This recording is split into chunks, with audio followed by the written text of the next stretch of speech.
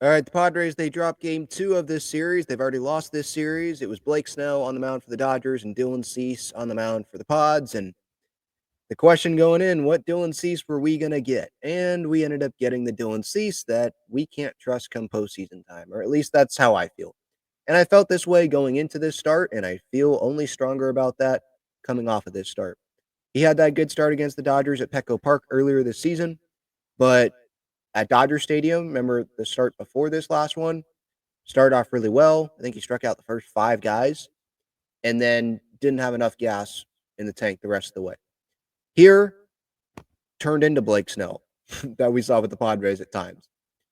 Way too many walks. I think he finished with 6 walks today. Unacceptable. 6 walks. You don't make it through 4 innings. He only gave up 2 hits. When you walk 3 times the amount of hits that you allow, that's crazy. And then we know Cease has strikeout stuff. He only struck out a couple of guys. Now, Snell, on the other hand, only struck out a few guys, but didn't allow any runs. 6 innings, 5 hits, no runs from him. Not surprised that Snell was able to dominate the Padres. Kind of what happens. That's the feeling that I got going into this, that, yeah, Snell is probably going to be pretty darn good. Although Dodger fans just, I mean, I shouldn't be shocked, but like they don't understand what a quality start is. I tweet, shocker, something like this. Shocker, Blake Snell's first quality start comes against the Padres as a Dodger. And then I got Dodger fans in the comments talking about how he struck out 10 guys against the Blue Jays in 5 innings. And I'm like, you guys don't understand what a quality start is. So just how about read what I'm saying before you reply? But they're not the smartest bunch. But anyway, like back to the performance from Dylan Cease. I mean, the 3 walks that he had there, the first 3 walks in the first inning, guess what? They come around to score.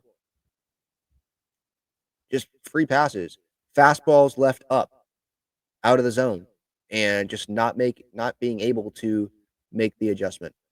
Or if he knew he wasn't going to be able to make the adjustment today, he, don't try to throw it in that spot, and maybe try to throw it in a different location in the zone. And try to throw those balls down, um, throw different pitches. It just wasn't working tonight.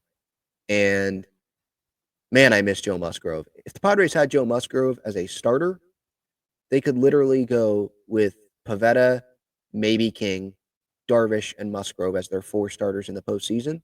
And then you wouldn't even have to have Dylan Cease on the roster if you didn't want him to. You know, maybe you'd have him in the bullpen or something. But like now, there's that question. I think they'd have Dylan Cease on the roster. But the good thing is, I think they're changing the off days coming up in the postseason. So you could get through a series with 3 starting pitchers and not have to use a 4th. And also with this Padres bullpen, maybe they would get a great start from Pivetta or something, and he goes really deep, and then they can have, Wandy and David Morgan start a game. And, you can throw Randy in there, and you can get away with that instead of having to throw Dylan Cease. If it's Dylan Cease against another team, whether it be the Mets or the Phillies or the Brewers or whoever, I'm more open to that. But if it's against the Dodgers specifically, I don't want Dylan Cease anywhere near the mound in the postseason. And if he proves me wrong, that'll be great because that means he pitched well, and hopefully the Padres win that game.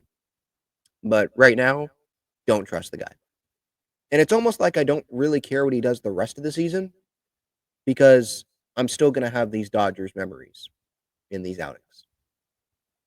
And it sure seems like the Padres are going to face the Dodgers again in the postseason. That's what it feels like right now. It's not all on Dylan Cease, though. Obviously, they scored 0 runs. Don't score, you're not going to win. So, offense, you still need to see more. Jackson Merrill in center field dropping that ball, that's inexcusable. They just forgot how to play baseball at times today. Really, really not fun to watch.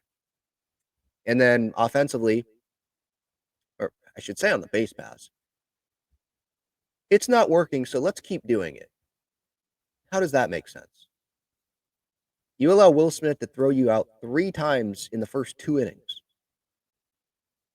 And one of those, you had a runner in scoring position already with 2 outs with Bogey up at the plate. How about you let him swing the bat and finish the at-bat? Because Blake Snell would have thrown ball 3 there on the pitch that ended the inning there. Manny gets thrown out.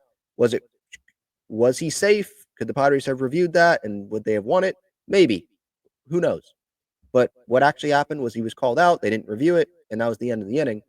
Maybe let Xander swing the bat. And the aggressiveness, is that because not very confident in this offense? So let's get a guy in scoring position and, get a hit and bring in a run that way. Okay, but you got to realize who's behind the plate. As much as I hate him, Will Smith's one of the best catchers in baseball. This is not some random guy getting called up and now he's thrown into this big situation. Will Smith's been in these situations. He knows these Padres runners pretty darn well. So, yeah. You would think after the first couple times they wouldn't try it a third time, and they did. So that didn't set a great tone there early on. And then obviously, the first couple innings, the Dodgers scored 5 runs there, and it felt like the game was over already. But yeah, just dug a hole, and you know that saying that Mike Schilt has about this Padres team and his last couple Padres teams, these last couple years, how they take everything, they give away nothing, right? Well, today it was the opposite. It was literally give them everything and take nothing. Give them outs, give them free outs on the base paths, give them free runs, give them free base runners, give them more plate appearances by dropping balls in the outfield. Give away everything is what that was tonight. So, yeah. If they get swept, the good news is it's still just 2 games back, but it would feel like a huge missed opportunity, obviously. And if they want this division, they better play a whole lot better next weekend when the Dodgers are in town, obviously, at Petco. But yeah, not expecting much success off of Blake Snell when he pitches against the Padres. Just not. And Dylan Cease, I don't want him pitching against the Dodgers in a Padre uniform probably ever again. And that's just how I feel about it. Not a fun game.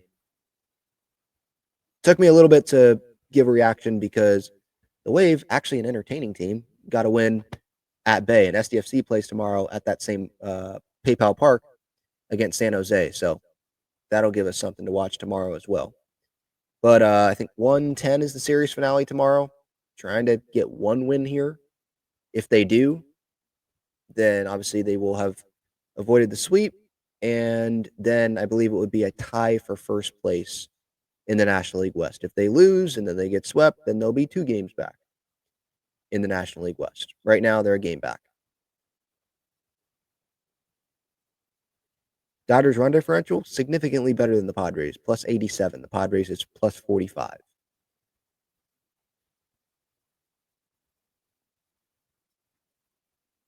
That's what I've got. Not a fun night.